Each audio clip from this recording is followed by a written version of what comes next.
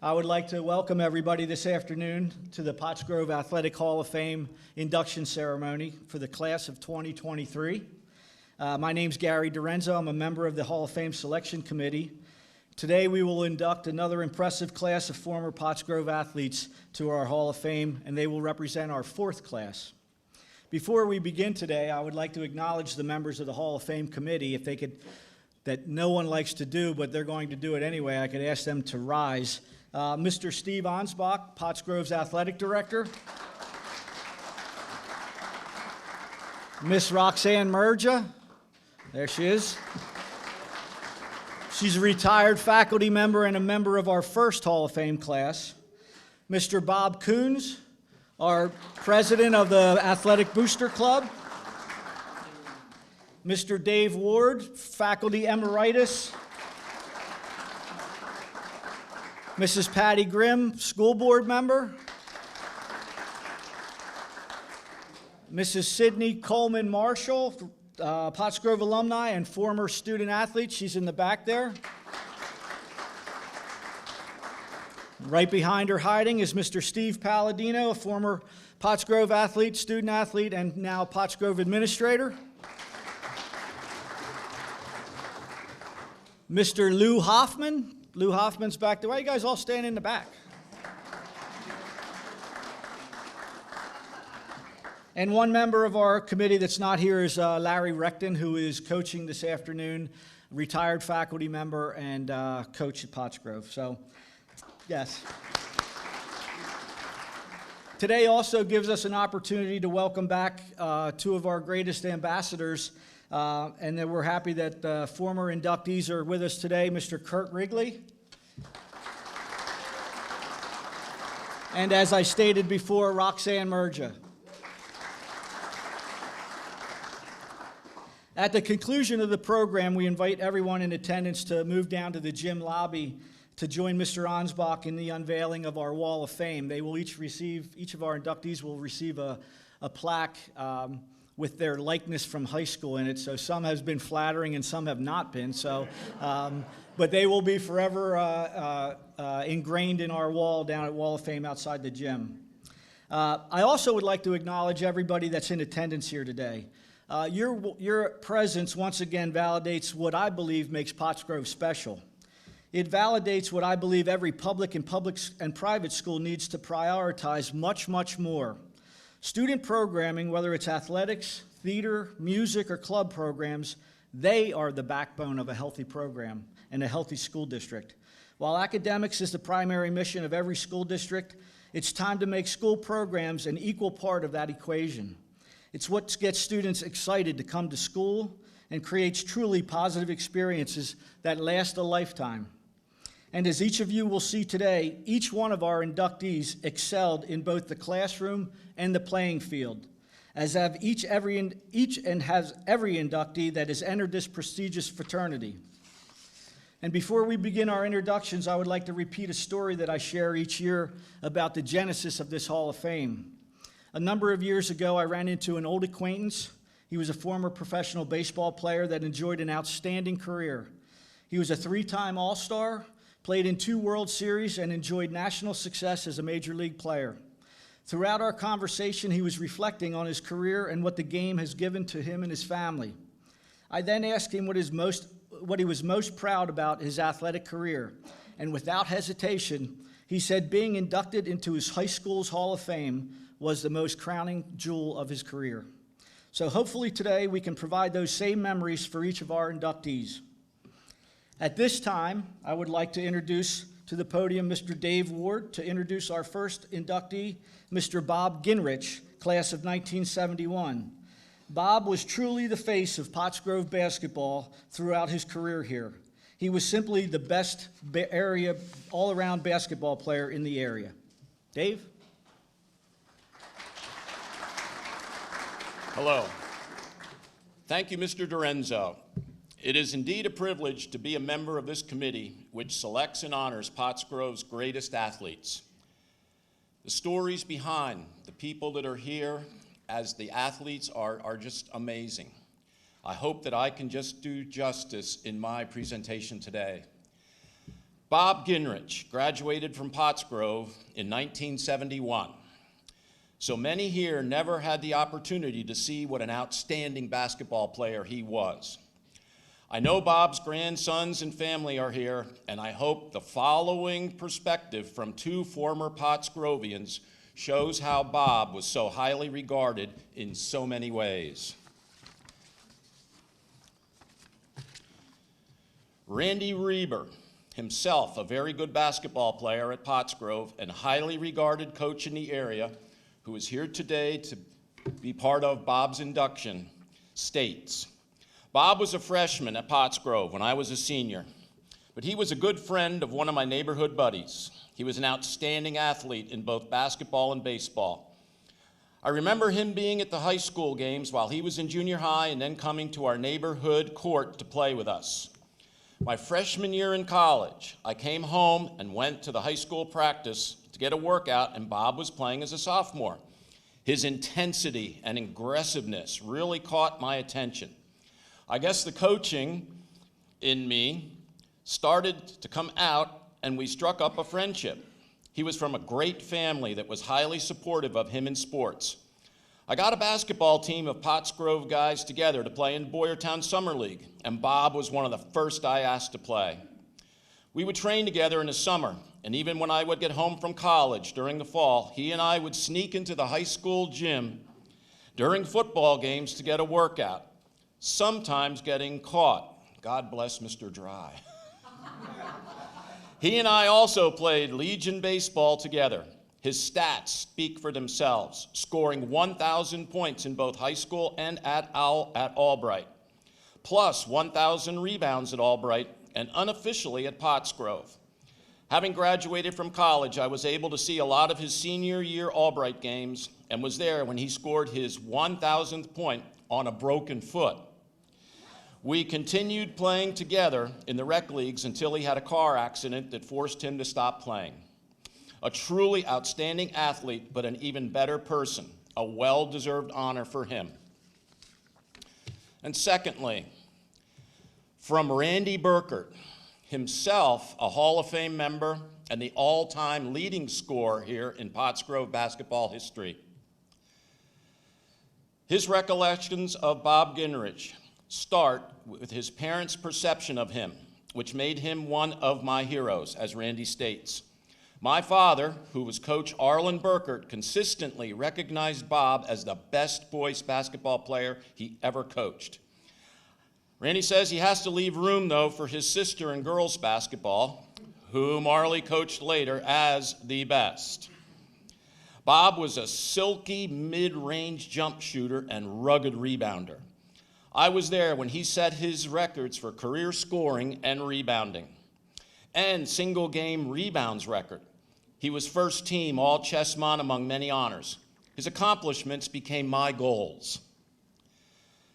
Apparently, inspirational is what he was. More than his athletic ability, my dad appreciated his willingness to work hard, accept coaching, and sacrifice for the good of the team. My mother always told me that Bob was a good role model way outside of basketball. He carried himself like a gentleman. More than just my parents' observations, I was able to see firsthand why they appreciated Bob. I attended practices, went to games, and occasionally traveled as a 9-year-old ball boy with the team. Bob always had time for a snot-nosed kid like me who looked up to him, paying it forward. My first trip to the Palestra was with one of Bob's teams, and I'll never forget it. I wanted to go back there. Randy did go back in a big way. We later saw Bob play during his storied career at Albright. I wanted to follow and play in college like he did. Thanks for the ride and inspiration, Bob, and congratulations on this well-deserved honor. You represented and still represent Pottsgrove admirably. It wasn't always easy to get compliments out of my dad, but he was proud of you and proud to say that he coached you, his highest accolades. And now a short list of his Pottsgrove accomplishments. He was the first in Pottsgrove basketball history to score 1,000 points in a career, and he still has the third highest point total. He was first team All-Chestmont junior and senior year. Honorable mention All-State junior and senior year. All-time career rebound leader, including the single game record still held of 27. Bob also was a valuable player on the baseball team, leading the Falcons with his fielding and hitting. In conclusion, Bob, it has been a privilege to meet you, to talk hoops and life. Plus, how ironic, my wife was a cheerleader at your Pottsgrove games. I now present to you Bob Ginrich, a most deserving Pottsgrove Hall of Fame inductee.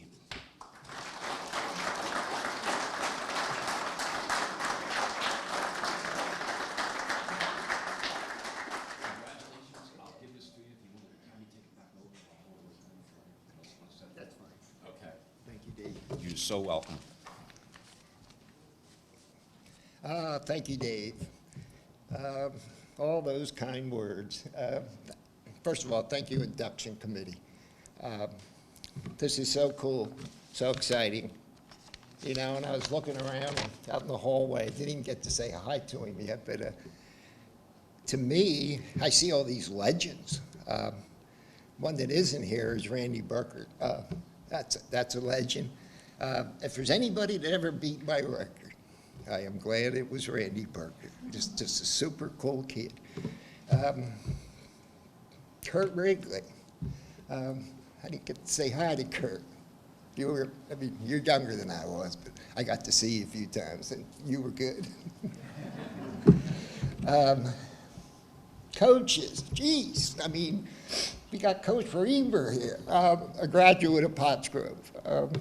I don't know how many district titles he won. You almost can't count them all. I think it was 14, 15.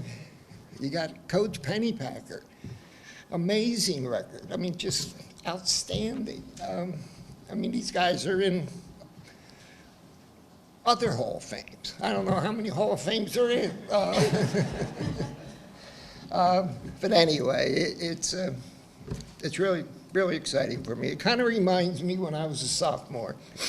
And, you know, things were different back then. There wasn't a lot of social media, you know, internet. There wasn't a lot to do. I think you had like 3 TV stations. And everybody went to ball games. And I remember the first time I came out of the locker room. And then, you know, the gym's packed and the place is rocking. And I'll never forget that feeling. And I loved this place, you know. I loved the faculty, the staff. I mean, the faculty, staff, the students, the community that got behind you. You know, I want to give a special thanks to my dad. I lost my dad at a young age. He was so supportive and motivational to me. He had diabetes at a very young age, and he could control it. He'd get a lot of low blood sugar issues, but about the time I got to high school, I just couldn't control it, and it was taking over his body. But he was self-employed, he never missed one game of mine. And I mean, he was in the hospital, discharged himself, he was sick, he'd be there. And I'm talking junior high basketball, football, baseball, high school basketball, baseball, didn't miss any. You know, went up to Albright. I think he missed 3 games in 3 years. And again, he was really going downhill, but we tell him not to go. I mean, he was going places like Lycoming, Susquehanna, Philadelphia Drexel, St. Joe, Philly Textile, I mean, New Jersey, New York. I mean, just amazing the support he showed for me. And he taught me so much. He taught me, you know, never quit, ever, when you're playing sports. Just don't quit. And if you're going to play, you always play your hardest. And I'm trying to think, yeah, there's so many. You know, told me to respect myself, respect my opponent, and respect the game. And he was a great man. Just real quick, my family's over here somewhere. There's Ploy, the best Thai food in the area. Anybody like Thai food?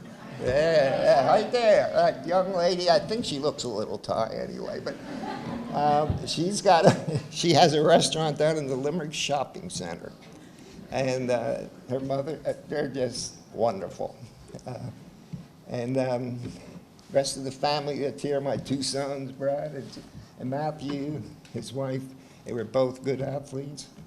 Katie, Matthew's wife, I think she don't when she was younger. My daughter-in-law, my daughter-in-law, Jess, is a super fan. I mean, she watches Sixers, Eagles, she watches everything, and she takes care of, it's always going to her son's games. Alicia is here. I mean, just look at that mug. She's a caseworker, a social worker for disturbed young adults and families. And, I mean, she straightens them up. And then you got John there. John, great athlete for Conrad Weiser. Who else is here? Nico. That little guy there is 8 years old, 3rd grade, just finished playing for the 5th and 6th grade team in basketball. Tremendous quarterback. That's good. Some say he's going to be better than his brother. I've got some other people here I want to mention, but I just wanted to get through the family there. Real quick, I wanted to talk about some of my great coaches. I had Mr. Rudder for a year, and Coach Rudder, I was really raw when I played with him in 10th grade, and he really toughened me up, and I really appreciated him. Randy probably played with him. I know Randy played with him for 3 years. And that was the day of the Pottsgrove big man. I mean, back in the middle 60s, and I mean, we had so many good big men. Tommy Bauer, Paul Favinger, Pisoda, John LePeche. I mean, it was just awesome. Randy, probably one of the best guards to play at that time. I got a real good story about Mr. Rudder, and don't take this the wrong way, because this is 50-some years ago. And my college coach did the same thing.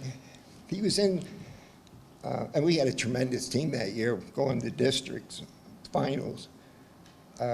He was in hollering at us one half. And as he was wont to do, when he first came in the locker room, he lit up a cigarette. And again, that was not uncommon then. But anyway, he's friend and raving, and the next thing you know, we wore these flannel warm-ups. And yep, he had one of the kids on fire.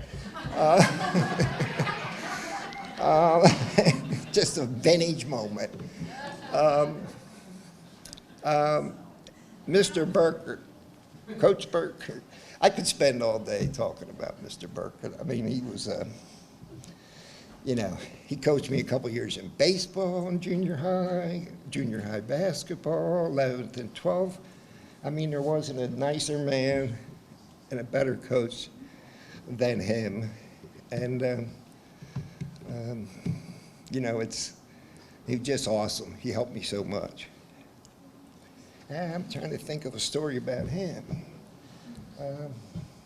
He was yelling at us one day in junior high. We had beaten somebody, Northern, the first round, and we were losing something like 40-10 the next time, and we were just getting our butts kicked. And he's in there, he's not too happy, and he wrapped it up at halftime and said, all right, you're going out there and play your hardest, or you're coming right out. So right before we go out, he says, what are we going to do? And one of the kids jumped up and said, we're going to win. And poor Mr. Burkert, he said, no, we're going to go out there and we're going to play our hardest, or you're coming out. And then my other high school coach was Mr. Winterbottom. That was probably the last year he coached, because he was also the AD. And again, a super man. You know, I love Pottsgrove. I love those times. We played in the old Chessmont League back then. I know Coach Pennypacker played in that, Coach Reber played in that. I mean, you're talking Coatesville, Westchester, Downingtown, before these schools split, Phoenixville, Springford, Pottstown, Boyertown, probably as good a league as you could find. This is all before those big schools split. We were the only Class B school in a Class A school, in a Class A league. That didn't last too long, I don't think, Dave. I don't know when we got out of that. 86. Okay, wow. I mean, that was tough competition. You know, some of the things also I remember, you know, all the playoff games at the Palestra, all of them were there. The buses that went down, you know, representing Pottsgrove in the Chessmont All-Stars, representing Pottsgrove at the Conshohocken tournament. You know, all the awesome faculty, students, friends that I made from other schools. You know, one of the things I'm most proud of is, yeah, you said it, my rebounding record. I'm probably more proud of that than everything, you know. I think over 3 seasons, that'll come out to over 15 rebounds a game. And the rules were a little different then, but I'm proud of that one. And let me see here. We also have here Linda Ludi Levengood. Where's Linda? There she is. I mean, oh, you got to just give a little acknowledgement. I mean, this was the greatest fan, and even though it's 50 years later, she had to be the greatest fan ever. You know, this is back when you still could put signs up. And I mean, we had banners all over that gym.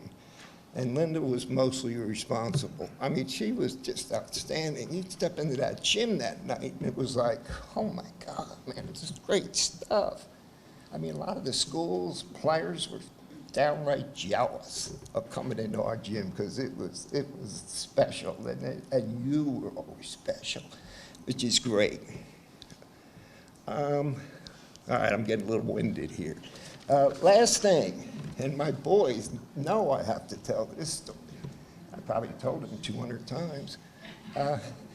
We were playing our arch rival Pottstown.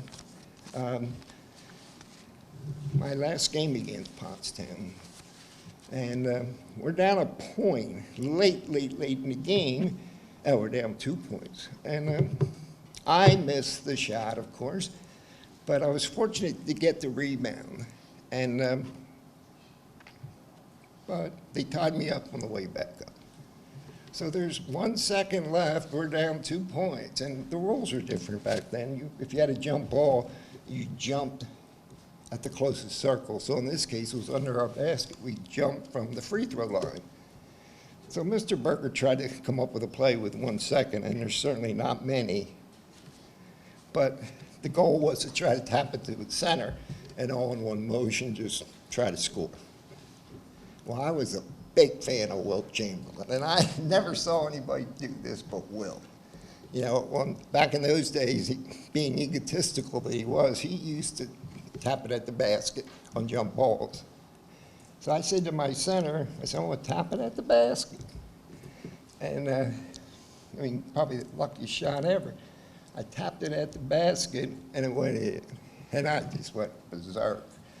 And I'm looking back at the refs, and they didn't know what to do. And then finally I saw them say, yeah, it's good.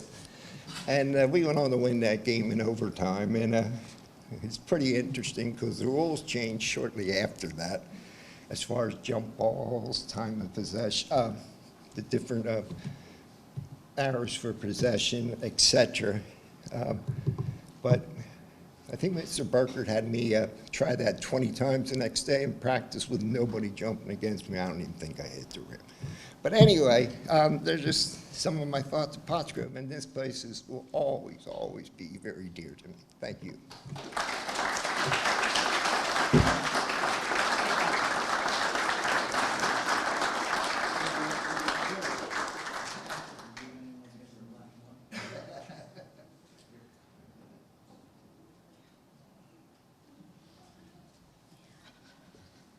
Bob has the distinction of the longest speech, but also he has the distinction of the only black and white plaque so far. And your memories are awesome, so thank you. That's about as poignant that this whole program is about, so thank you, Bob. Yes. Our second inductee is Bernadette Diaz, class of 1980. She will be introduced by Mrs. Sydney Coleman Marshall. Bernie is without a doubt the finest tennis player to ever grace Pottsgrove. She's also our very first Ivy League graduate, as she completed her master's degree from Harvard University. Also extremely noteworthy is that her and her siblings have raised close to $1 million for pancreatic cancer research in honor of their sister Mary. Please welcome Sydney Coleman Marshall.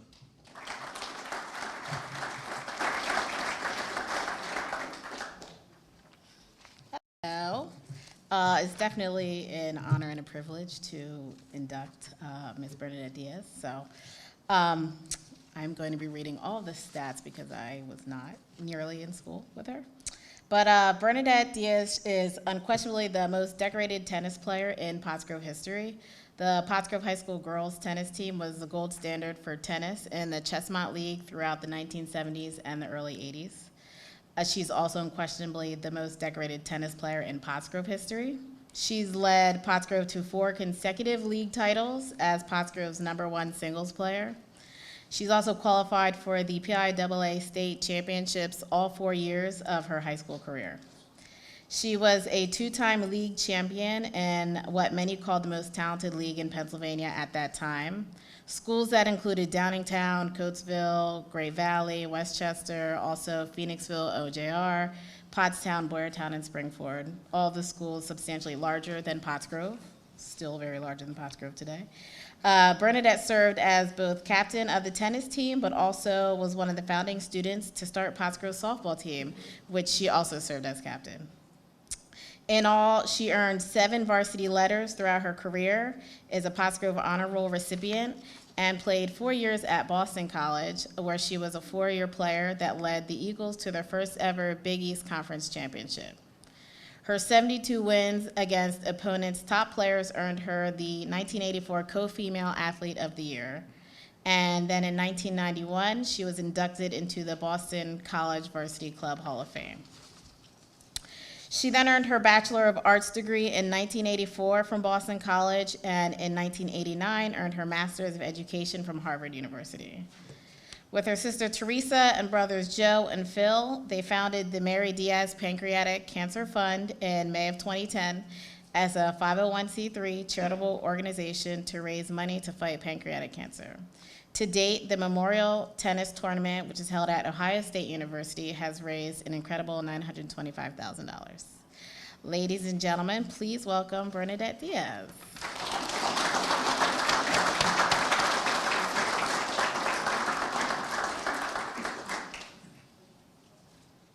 Thank you, Sydney. Let me give you a hug. So I'm used to speaking to 6- and 7-year-olds because that's who I work with, not adults, so I wrote some things down. Thank you to Sydney, and thank you to the Pottsgrove Hall of Fame Selection Committee. Congratulations to fellow inductees. So tennis legend, favorite tennis player of mine, Arthur Ashe once said, "Success is a journey, not a destination. The doing is often more important than the outcome." I would like to expand Ashe's idea of doing to include not only the sacrifice, self-discipline, and hard work we put forth as high school athletes, but to think about the doing in a larger context, a context that focuses on the people behind the scenes and all they did, all they're doing to accompany us as athletes, making it possible for us to reap the many privileges of participating in high school athletics. For me, this includes my parents, who encouraged my interest in sports and supported me as my love for competition grew. And then it includes the many committed coaches I had at Pottsgrove, Jackie Flam for tennis, and Kathy Baker in softball. And someone I never really thought about at the time, I was young and just playing, was our athletic director, Mr. Winterbottom. As a young person, I had no idea how participation in sports would shape my life. but the privilege to be an athlete, a teammate, and represent my high school on the courts opened up consequential doors for me. The opportunities I was given at Pottsgrove allowed me to go to college on a tennis scholarship. From there, my relationship with tennis evolved into a relationship with a fellow player who later became my husband. Together, Mark and I raised 4 children who have also competed in tennis in high school and at the college level. Now, I'm well past my time as a competitive athlete. Instead, I'm a member of the behind-the-scenes team, and I try to do all I can to help make life's journey a success for others. I'm grateful for this honor. Thank you, Gary and the committee, and for all of you for being here today.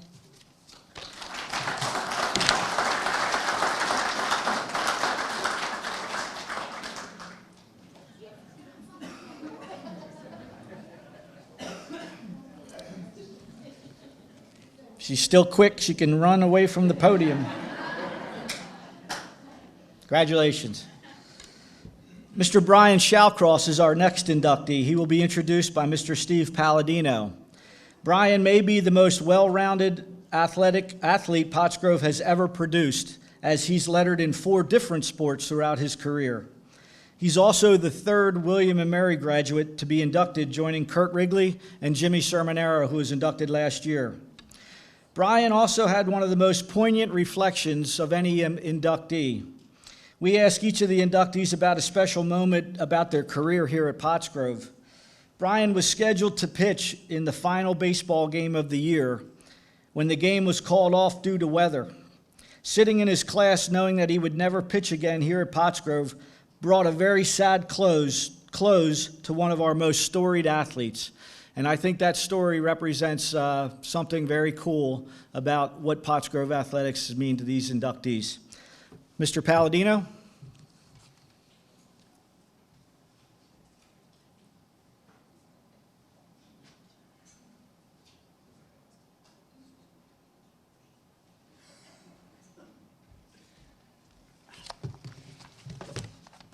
All right, thank you, Gary. I'd like to really thank Gary and Steve and all the members of the committee. This is a great event that Pottsgrove has adopted and put on each year. I'm so proud to be a member of this committee. Also like to thank all the inductees, or I should say congratulate all the inductees today. It's a great honor to be a part of this. The Swiss Army knife is a versatile tool created in the late 1800s that Swiss soldiers used to be better prepared for a multitude of survival conditions. The original prototype was equipped with a blade, a can opener, a screwdriver, and a reamer. Today, the Swiss Army knife has evolved even further, and some have over a dozen utensils equipped for different tasks. Why this quick history lesson? Well, our next inductee is the perfect metaphor for the Swiss Army knife, and that's because of his adaptability. From the graduating class of 1993, I have the pleasure of introducing Mr. Brian Shallcross.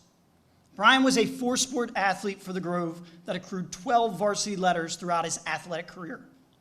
Those letters included 4 for soccer, 3 for baseball and wrestling, as well as 2 for football, where he showcased his kicking skills and even shined in other positions.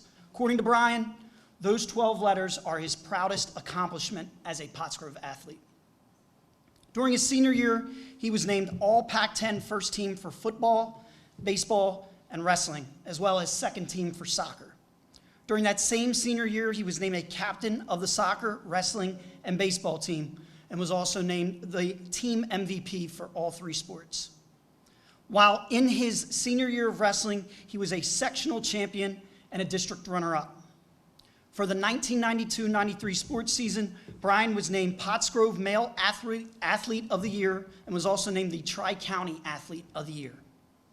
Other accolades included the National Football Foundation Philadelphia Chapter Scholar Athlete Award, the Gennardi Sports Award for Most Outstanding Area Athlete, and he was also a Triangle Club Danaher Award nominee. I'm going to repeat this story. But in order to excel at the many sports, obviously this takes hard work, this takes dedication, this takes desire. And Brian's fondest memory, as Gary pointed out, is a somber one. He recalls his final game of his athletic career being one that never happened. It was his last baseball game of the season. He was slated to be the starting pitcher, and it got rained out.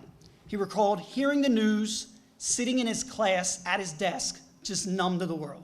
In Brian's words, he loved every sport, every practice, every game. He will never forget that empty feeling as long as he lives. Lucky for him, his athletic career continued into college, where he attended William & Mary. In his years as a Griffin, Brian was a 4-year starting kicker for the football team. As a senior, he was named All-League First Team, All-State NCAA Division I Second Team, and an All-American for Division I AA Third Team. After graduating from W&M with an undergrad degree in marketing, Brian attended Ohio University, where he completed a master's degree in sports management. Today, Brian lives in Annapolis, Maryland, with his wife, Jolynn, and their 2 children, Drew and Bailey. Sports are still a big part of his life, as Mr. Shallcross enjoys his career as general manager of the Bowie Bay Sox, a Class AA affiliate of the Baltimore Orioles. Today, Brian still channels the same skills that made him a Swiss Army knife over 30 years ago. Ladies and gentlemen, I'm pleased to introduce Mr. Brian Shallcross.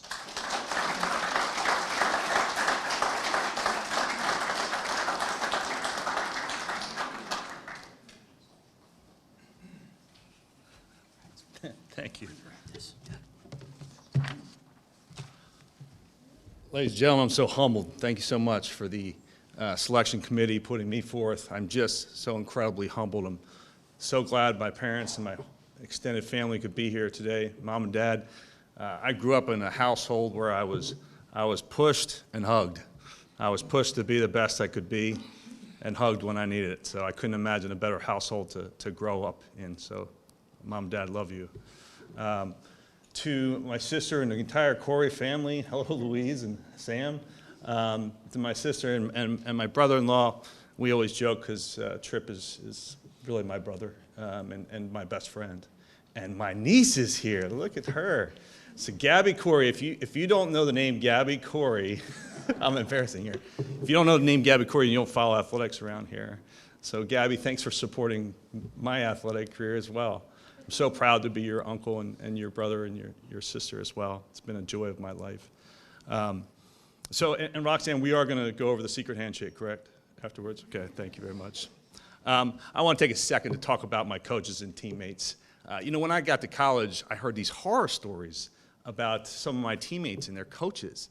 I just couldn't fathom it because I literally had the greatest coaches that an athlete could ask for. I'm going to mention 2 non-Pottsgrove coaches. One's in this room today, but Ed DeWan couldn't be here as youth soccer coach, and Jack Yerge. Now, Jack coached a lot of years at Pius, and we forgive him for that. But Jack taught me how to be tough on a baseball diamond. I appreciate that, Jack. So I want to talk about my Pottsgrove coaches, and I guess I'll go by season because I play a lot of sports. Bob Devlin. So Bob is not here today. Bob was my high school soccer coach. And if Bob sees this video at some point in time, today's moon phase is a waxing crescent. So I want my transcript to reflect that extra credit. But Bob gave me my first athletic varsity letter. Then I'll stay in the fall and go Rick Pennypacker. Everybody in this room knows who Rick Pennypacker is. I'm not going to steal his thunder, but I will say 2 things. How incredible that one man in less than 1 year could change a losing culture to a winning culture, a losing team into a winning team in less than 1 year. Now, we could argue the merits of athletics in school, but I would argue that Rick's influence on not only the football program, but this school, we had a chip on our shoulder. And I think a lot of that had to do with Rick Pennypacker.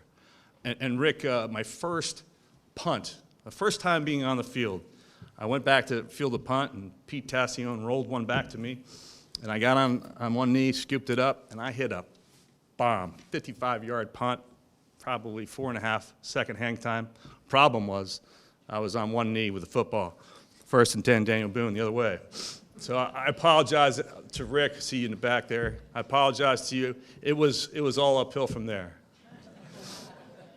The other thing I'll say about Rick is I asked Rick to play both soccer and football in the same season. And your decision, Rick, to allow me to do that changed my life forever, changed the trajectory of my life forever. It afforded me to go to William & Mary. I got to suit up against, with multiple teammates that are NFL players. I got to suit up with 2 current NFL coaches, Mike Tomlin with the Steelers and Sean McDermott with the Buffalo Bills. And so I've been so blessed, and it all became from that decision for Rick allowing me to play multiple sports. All right, we'll go to the winter season wrestling. I was coached by 2 of the greatest coaches you could ask for. Tony Montez is in the room. Where are you, Tony? And Tim Seislov is here today. The relationship between an athlete and a coach is so unique in wrestling. It's so individualized. We spend so much time together. And so not only did Tony and Tim teach me so much on the mat, they really taught me about life and all of those van rides together. So it impacted me. So I thank you from the bottom of my heart. The toughest job a wrestling coach, and Tim will tell you this, the toughest job a wrestling coach has is to console a wrestler after his final meet. And Tim was there in the locker, and I appreciate that support you gave me. It was a pleasure wrestling for you. And now my baseball coach, we're all the way to spring. Mike Kirkenslager. Mike is here today. Anybody that knows Mike knows that he is the kindest, most patient man that you will ever meet. And I was so blessed to be coached by you, Mike. And you won't remember this, I hope, but in one practice, I made 4 consecutive errors. Booted the ball this way, booted the ball overthrew first baseman. 4 consecutive errors. And Mike went out of his way to come up to me and say, "Good job today, Brian." Well, Mike, we both knew that was a bunch of bull. But I appreciate that. I want to mention 4 teammates today. A couple of them are here today. One is Billy Hawthorne. Billy, we're so proud of you and your continued success in the football program. It's such a pleasure following you. BJ Testa is in the back of the room. So I convinced BJ to come out of retirement to wrestle his senior year. And I needed a good drilling partner. And you pushed me, and I really do appreciate that you came out of retirement to help me, BJ. Third teammate I'll mention is Chris Beasley. Chris is in this Hall of Fame. Man, did he push me. Almost too much. But Chris made a comment to me one day. He said, "If you can hang with me on the wrestling mat, you can hang with anybody." And I believe that. And the last person I'll mention is Jimmy Sermonaro, who is my teammate, and is also in this hall, my teammate at William & Mary. Billy, we got to keep that William & Mary line going. We got to get more guys down there, right, Kurt? So both the influence of my coaches and my teammates gave me a supreme, quiet confidence. They all did it in a different way, but that quiet confidence is so powerful, so powerful. Bravado and trash talking, that's red badge of courage, it's garbage. But having quiet confidence that my coaches gave me and my teammates gave me, most powerful thing, and I carry it with me today. The ability to be humble at all times, but knowing that you're going to win, or you're going to at least give them hell. So I am so fortunate and blessed that I had the opportunity here at the Grove. I loved every second of it, as I mentioned. And I would have played tennis. I would have golfed. I would have done lacrosse, even though we didn't have it then. Cross country is a hard no. Sorry, Mr. Yan, it's definitely a hard no. But I did. I enjoyed every second of my time here. I am so blessed to receive this honor. And so thank you from the bottom of my heart.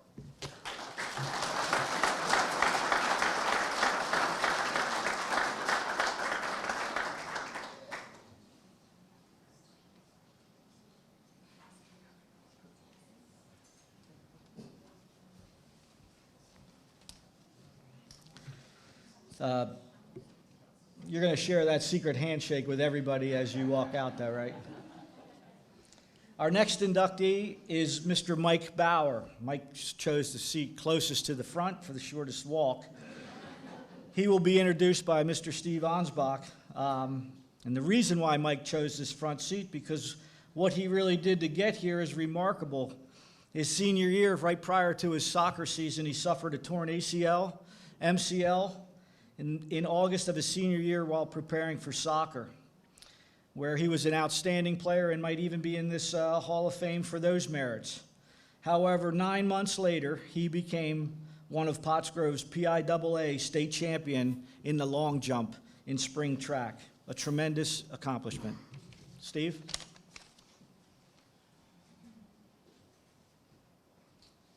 Before we get going, and congratulations again to our inductees. And this is an extremely proud moment here at Pottsgrove, and one that we look forward to every year. The committee's great. The conversations we have is great, and to get here on a Saturday, to take time out of your day to be here because of the relationships our athletes have with our coaches is very important. And thank you again for being here, because it's a good thing here at Pottsgrove. Michael Bauer, class of 2003. Mike Bauer may be one of the most inspirational stories of today's inductees, earning a total of 11 varsity letters in soccer, indoor track, and spring track throughout his career here at Pottsgrove. Mike served as captain of both soccer and the track teams his senior year. He is a two-time Pioneer Athletic Conference champion in the long jump. He is a 2003 district champion in the long jump, and he was a 2003 PIAA state long jump champion and still holds our record here in the long jump. He was also a two-time District 1 qualifier for both the 4x1 and 4x4 meter relay teams. As impressive as this is, first you must understand his path. Mike was an outstanding soccer player, a 4-year letterman, and a captain. However, as Mr. Dorenzo mentioned, he suffered a bad injury his senior year, tearing his ACL, MCL, and lateral meniscus in his knee. Devastated, that did not stop Mike. After losing his senior year of soccer, he dedicated his time and his energy in rehabbing his knee to get back on the field. Now, most of you know, a torn ACL and an MCL requires almost a full year to heal. However, less than 9 months later, Mike was back, winning the state championship in the long jump. A credit to his incredible determination and will to overcome adversity in life. Mike then went on to Elizabethtown College for a 4-year career in track and field, where he earned All-American status and held the long jump record there. He also held the record in various other events, including the 200-meter run, the 4x1, and the 4x4 relays. He was also named the Track and Field's Rookie of the Year at Elizabethtown. Mike currently is a senior sales executive for a Westchester direct mail company. Ladies and gentlemen, please welcome Mr. Mike Bauer.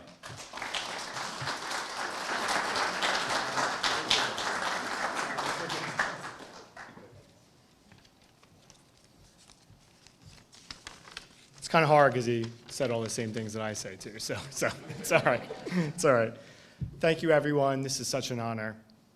First off, I'd like to thank the selection committee just for inducting me in. I have an identical twin brother, for anyone that doesn't know, so you guys picked the right one. Secondly, I'd like to congratulate the other athletes on their sports accomplishments and their induction into the Hall of Fame. Thank you to all my track coaches, my soccer coaches, for all the life lessons and the athletic lessons you taught me along the way during my years at Pottsgrove. Lastly, a huge thanks to my mom and dad who are here today for shaping me into the athlete that I became. To be honest, I never thought I'd be standing here today. I have so many great sports memories here at Pottsgrove that I'd like to share, but one special memory stands out more than the others: how I became a long jump state champion. To give you a little history, I played soccer from a young age through my senior year. I was an average player, but I was very competitive. Having mentioned my twin brother and an older brother, our household was always very competitive. My first 2 years, I mainly ran track only to keep in shape for soccer, but don't tell Coach Recton, who's not here today, so joke failed. Sorry, I lost my place. So I must have been so bad because during my first 2 years of high school, I ran distance. So I was so bad that I think my junior year, he sent me up to the long jump pits, which is far away from where they were running the distance, which obviously they could have just ran away from me, so. It was his suggestion that I try a different event. So I tried the long jump for the first time, and I did well. Once I applied my coach's advice on how to increase my speed down the runway, maintain control in the air, and straighten my legs when landing, I started to see my distances improve. I started placing in meets, and my confidence grew. That season, I placed first in the long jump. That win fueled my ambition to continue to work hard for the opportunity to repeat my senior year. But the start of my senior year didn't go as expected.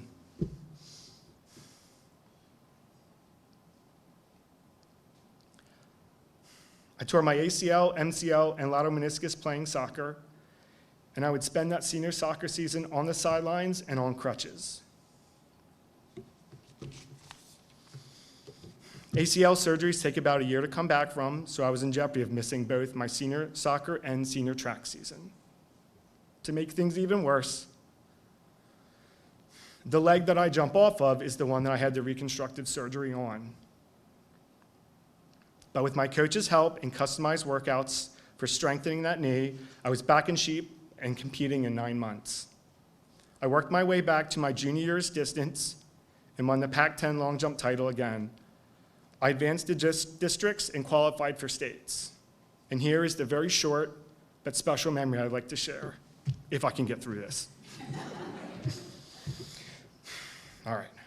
At states, my earlier jump of 22 feet, 11 and a half inches was the leading distance of the day. That distance allowed me to jump last going into the final round. As I stood at the end of the runway preparing to take my last jump, I was unsure of the other distance that the other athletes had jumped during their final jumps. So I remember taking a deep breath, and just before taking off down the runway for the final time, I remember looking at my mom, and she held up a single index finger, signifying first place.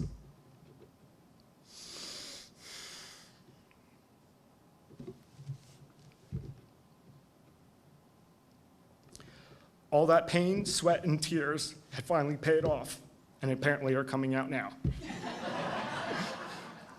My track career continued at Elizabethtown College, where I majored in communications and became an All-American my freshman year with a jump of almost 24 feet.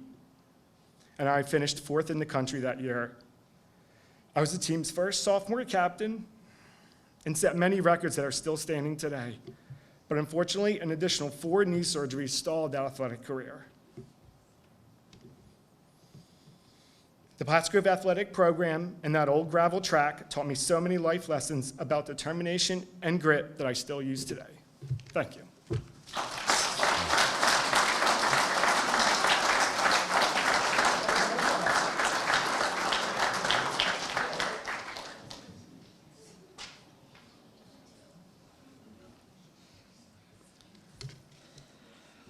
Michael, that is truly inspiring to all of us.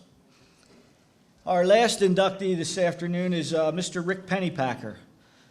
Rick Pennypacker became Pottsgrove's 3rd head football coach in 1989, and for the next 29 years, Pottsgrove football has become the gold standard for scholastic football in this area. And although today we are inducting Rick, I want to acknowledge the many outstanding assistant coaches who serve Pottsgrove with Rick. They are not only an outstanding group of men, but they did Pottsgrove right. I'd also like a special shout out to Mr. Jack Thomas, who I believe may be as close to an orthopedic psychologist, doctor, than anybody else in the area. He's put together more people and more student athletes, put them back on the playing field in a safe and wholesome way. So Jack, thanks for being here today. I know you don't get out much, but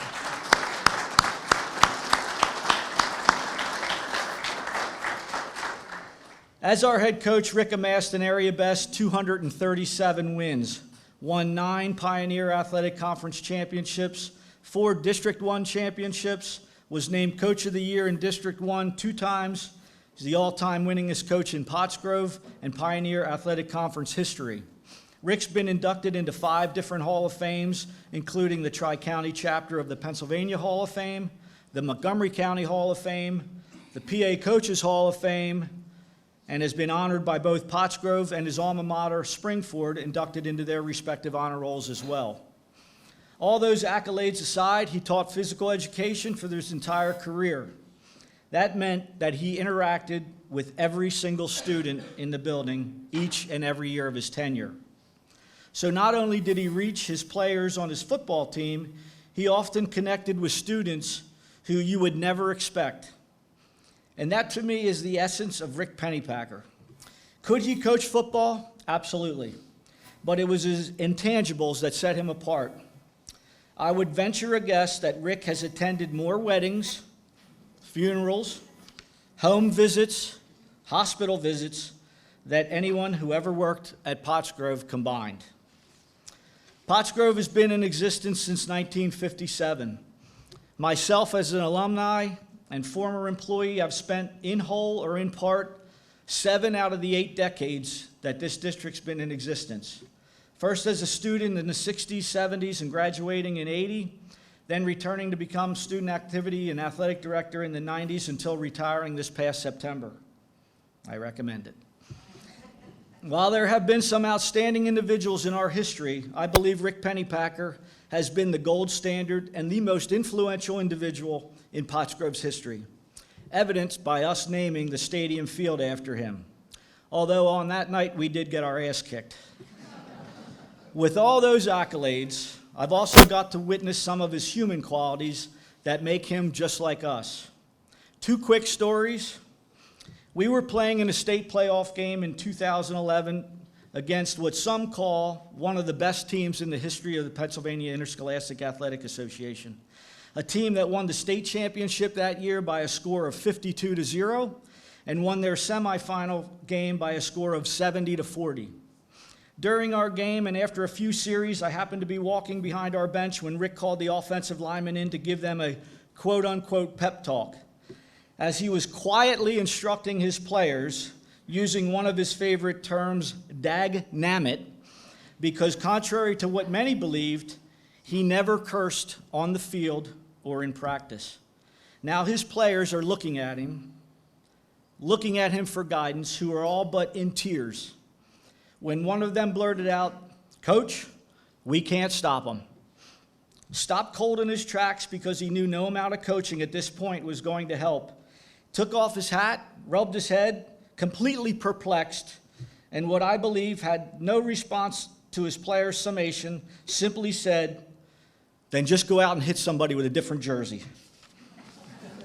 We lost that night, but not before scoring more points on this team in a 41-22 loss. And my final story is, once again, it proves his humanity, because I mentioned before that he never cursed on the field. I had an unwritten rule that if you were in the coach's office, there were some liberties that may be taken advantage of. That was not always true in the coach's office. So one Friday before a home game, we had a pep rally and one of his players got into a fight and was going to be suspended. Rick knew it was coming, and usually I delivered the message. However, on this day, we had a relatively new principal that wanted to deliver the news herself. Never being down in the athletic wing, I knocked on the door, which I never do, to the coach's door, and called to Rick. "Rick, are you in there?"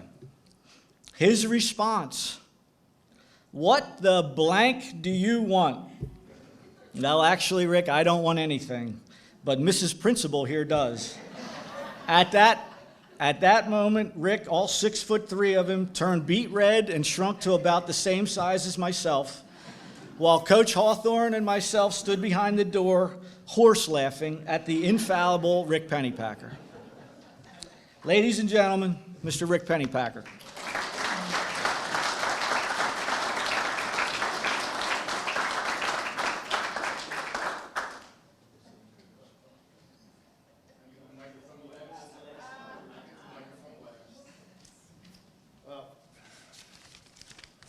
The guys in the back said I got to be short. so I will, hopefully. But Dorenzo doesn't tell the whole story there. See, you know, the kid got into a fight at the pep rally, and him and his principal, he's not going to play, he's going to play. He's not going to play, he's going to play. And then finally I said, he came back and, yeah, I did that, you know, not proud. I want to thank the committee for this honor, and I also want to congrats to the other inductees. I know we have a William & Mary alum here and a William & Mary alum over here, and I know Jimmy Sermonaro went to William & Mary, and my son coaches at Villanova, so I'm saying, what's going on here, Ross? I don't know. Those guys should have been here. But anyway, I am humbled to receive this award. Coaching, to me, is not a job. It was never a career.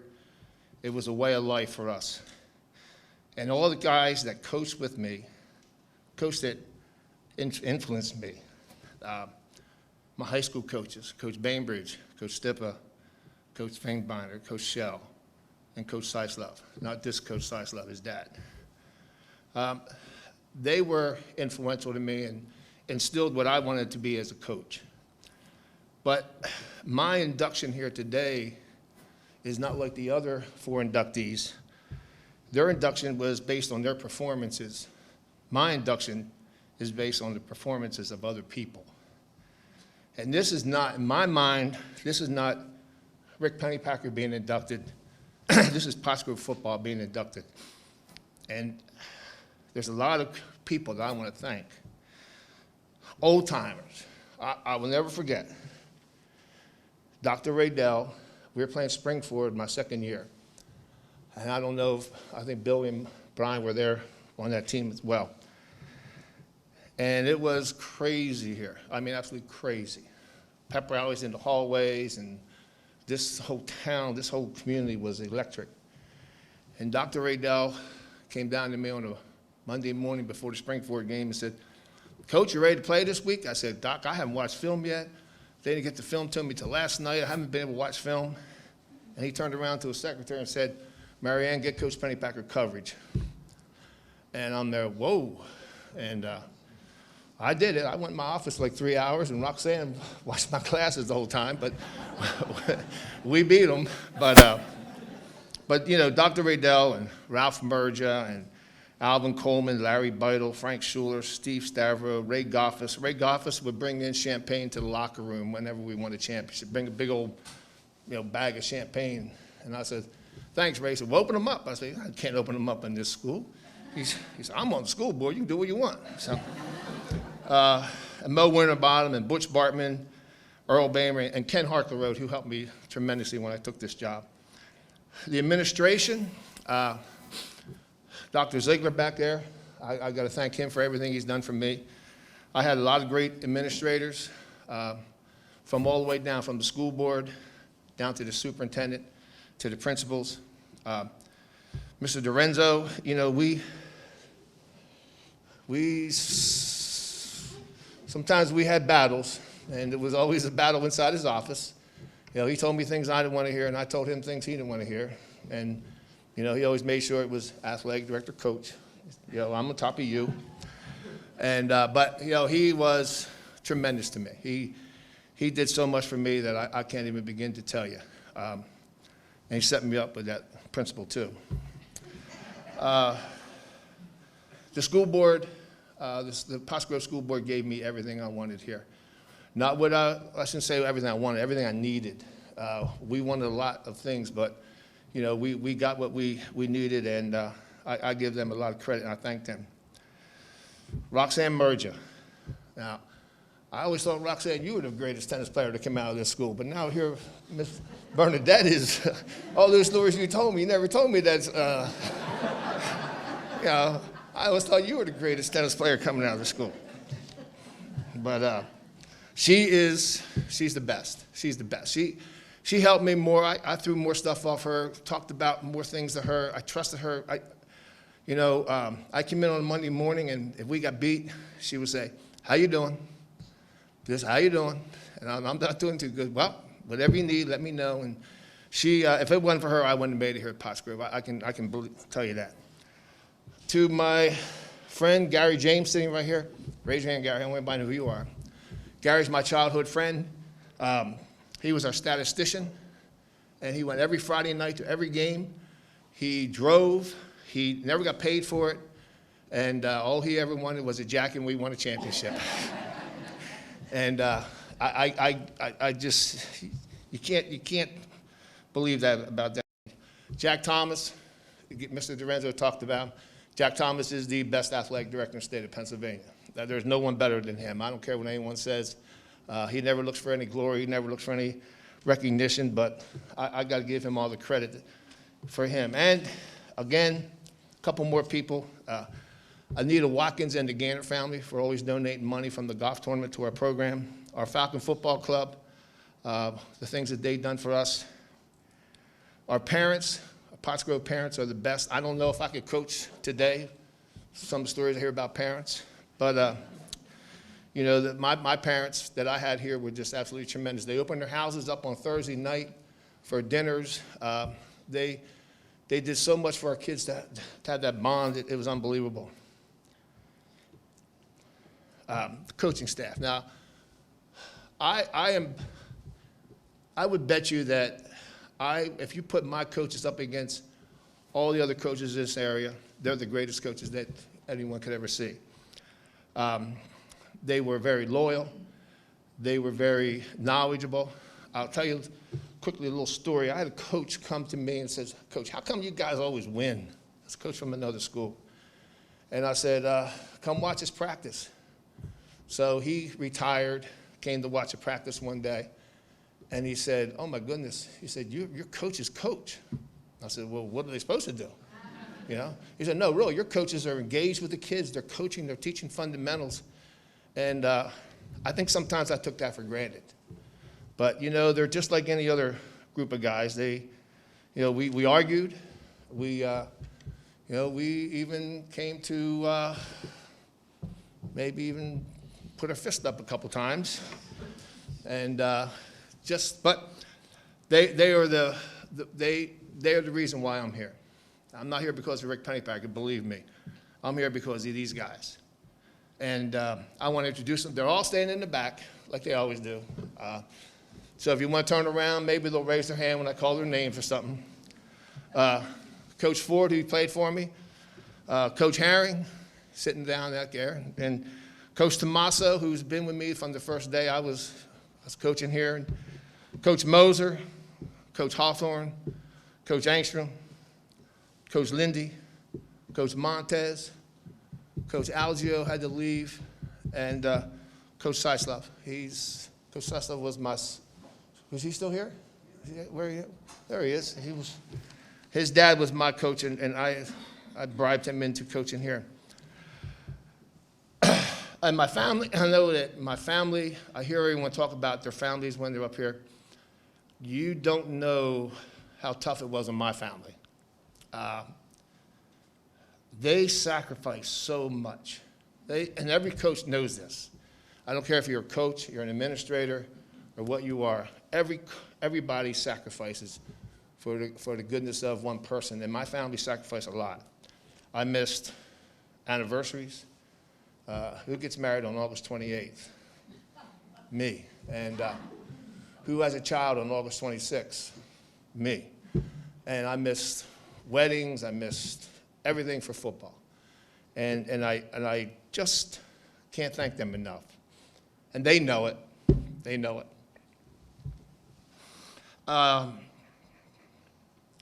Then my players.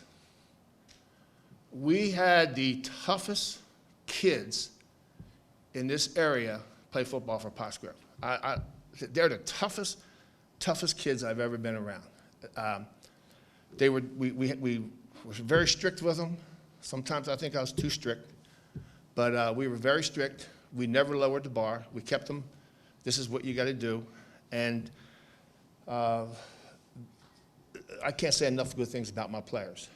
They are the best group of kids anybody could want to coach. I was not an easy guy to play for. And you can ask them, Brian and Billy and Max and Anthony, and don't ask Ford, he'll lie to you anyway. All those guys. But I was not, I demanded a lot, and I jumped their cases and this and that and everything, but they were just the toughest, hard-nosed kids you've ever met. And I can't say enough good things about them. Every coach has great players. It's those, you always have 5 or 6 kids that are really, really good. And, but then there's the other kids. It's the second, third, the 8th, 9th, 10th, 12th kid on the team that work so hard during the offseason to get on the playing field. And we had that. And that's what I'm so proud of. So anyway, I want to thank this committee, but I really want to thank the people that put me up here. It's not me, believe me. I coached in Virginia for 6 years, and I got to tell this story because my daughter's here, and she's laughing. When I coached in Virginia, I walked into a situation that was not a very good situation. It was not a good place to coach. It was not a football school. It wasn't a football community. And I guess about the second or third year I was there, I came down on Saturday morning after we got our butts kicked the night before, and my little daughter, I guess Liz was about like 6 years old, and she says, "Daddy, what are we doing today?" I said, I'm going to watch film. I don't know. What do you? She said, we're going on a train ride. I said, train ride? What are you talking about? And Ann said, "Liz, go upstairs. Get up. Go, leave." I said, "What are you talking about, train ride?"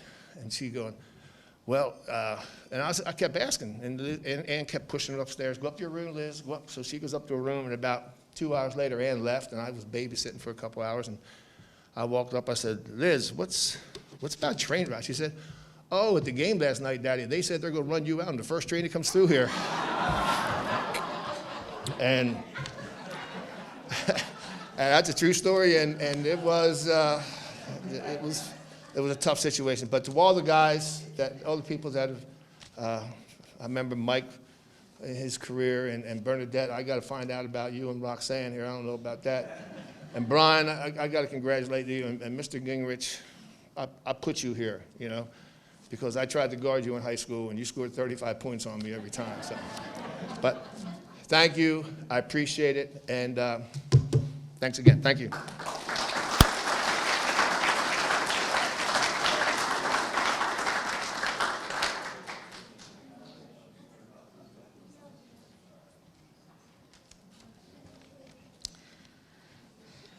I'm not sure I can even follow that up because I got so many stories.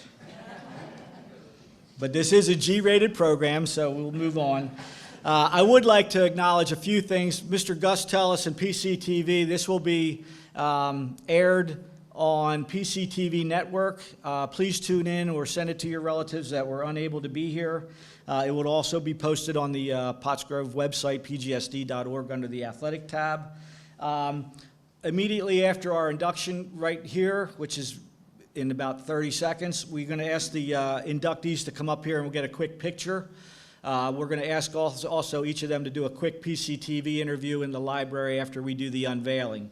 But that's just for the inductees. But so if we could have the inductees here. For the rest of our folks here, you can kind of start making your way down to the gym entrance where we'll do the unveiling of their plaques onto the Wall of Fame. To all of our inductees, thank you for coming back, for gracing our halls again. Congratulations, and thank you for all being here.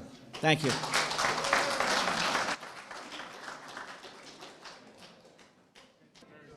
One, again, thank you to all our inductees. Great recognition. This wall serves as two big purposes. One, it's a recognition of all our inductees, their great commitment, their dedication, and their incredible success as a student athlete.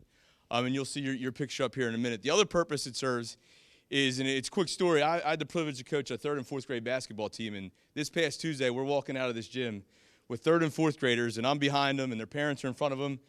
And the parents look at this wall and they say, hey, Johnny, see that Athletic Hall of Fame? Is that going to be you one day? And the parents turn around and they say, well, Mr. Ansbach, can you explain what it takes to get on that wall? And we pulled all the kids together and we had about a 3-4 minute conversation about what it takes, being a student athlete, to potentially at one day have your face up on this wall. And it was a great opportunity to have that discussion. And, you know, when you walk in here, yeah, it's great to recognize all of you, but what you have done for Pottsgrove is wonderful and unbelievable, and you continue to give a goal to a student athlete every day they walk into this building. So thank you for that. And with further ado, the 2023 inductees on the Hall of Fame wall. Thank you, everybody. I'm here with class of 1980, Pottsgrove Hall of Fame inductee Bernadette Diaz. And Bernie, could you share something that in today's program that you didn't share, or some thought of Pottsgrove as you moved into adult world that you have a memory since you've been gone? Sure. I remember Pottsgrove as being an inclusive place, a place where there was something for everybody. Sports, clubs, theater, sports programs in particular, what I was associated with, though, where there were no-cut sports, where kids could start high school and feel like they were part of something right away. I think that's incredible to their, important to their success in high school. And to be part of something and to be proud of that and to have an immediate friend group. And I think the research shows that that's what we have to offer our kids, is a way to belong and be part of something from the get-go. So I'm very grateful to Pottsgrove for that. Well, congratulations. Awesome. Yes, great to see you back again. Thank you very much. All right. I'm here with class of 2023 and 2003 graduate Mike Bauer, one of our very few state champions, long jump champion. And Mike, maybe you could share something that we heard your sentiments earlier in your induction speech. That's something that you might have thought about a little bit, and that's kind of reflected upon your years here at Pottsgrove. Sure. Yeah, I think the culture that they built was really the most outstanding thing to me. The effort that the coaches put into every single practice to all the athletes to help them just to be as successful as they can. And I think the training programs, both for soccer and for track that I ran and played. But I think, yeah, the culture at the end of the day is the most important thing. I have two little girls, and they're starting to play, and I'm definitely trying to teach them that it's all about the culture. It's about listening to your coaches to make sure that we are paying attention to what they say and you're implementing the best that you can, because there's a difference between being a good student as well as being a good student athlete. And I think they both translate well. And Pottsgrove, for me, did a great job of connecting the dots and helping me to be as successful as I was. You are an outstanding ambassador for Pottsgrove, so congratulations once again. Thank you. All right, good job. I'm here with 1971 graduate Bob Ginrich, again, what I call the father of Pottsgrove basketball. And Bob, inducted into this class today. We heard some of your sentiments earlier in your speech, but is there anything else that, something that stands out that Pottsgrove afforded you, or a quick memory that you could share with us? Sure. Just the overall camaraderie with the students, faculty, the ability to make, through sports, the ability to make friends with other schools that went on long after high school. About it. Loved it here. Perfect. Thank you. I'm here with 1993 graduate Brian Shallcross, who I'm going to go out on a limb and say was maybe one of my favorite athletes at Pottsgrove because he did everything. Humble, classy, and a fierce competitor. Brian, we heard you talk a little bit at the end of your induction, and is there anything that you could share with us that, maybe an anecdotal story that reminds you of your time here at Pottsgrove? Well, each sport was so different, and one of the things that each sport, the transition to each sport, by the end of each sport, I really was excited to get to the next sport. And I remember my wrestling coach, after a long football season, said, take a few days off. I couldn't do it. I couldn't do it. I loved it that much, and I just loved this school and being a part of all the programs. I had Hall of Fame coaches, literally. Well, you are one of our best and brightest, so thank you for coming back. Congratulations. Great being here. Today I'm here with Rick Pennypacker, class of 2023, inducted into the Pottsgrove Hall of Fame this afternoon. And Rick, I know you shared some thoughts earlier, but is there anything else that, kind of comes to your mind after reflecting and, your years at Pottsgrove, and maybe you could share with us in a quick anecdote? Quick, okay. Yeah, Gary, I think one of the things that people don't realize is how much support you get coaching here at Pottsgrove, from you, and I'm not blowing smoke, but, you were always supportive of all the athletes, not just football. Coaches got support from you and the administration. And, from top to bottom, the custodians, the people who worked on the field that made the fields look so great and everything, Pottsgrove is a great place to coach and a great place to work. And, the support that I got through my career was just absolutely incredible, and I'm thankful for that. Thank you, and I will echo those sentiments. Like, now that we're done, it's great to be done, but it was the best place to work. Yes, it was. I mean, truly, yep. So I'll tell you one little story. Can I tell you one more story real quick? short. I know. It was a short interview. Very short interview. I was interviewed for another job once, and I went into the high school and I interviewed for them, and I came out, and my wife was waiting me in the parking lot to go for dinner, and she looked at me and says, "Why are you doing this?" And I said, "I don't know." And she said, "Pottsgrove's where you got to be." And I called the AD and said from right there, I said, I'm taking my name out because Pottsgrove's where I wanted to be, and that's how special it was to me. Well, we're all better off for it. So, right. congratulations. Thank you very much. All right. Appreciate it. Yep.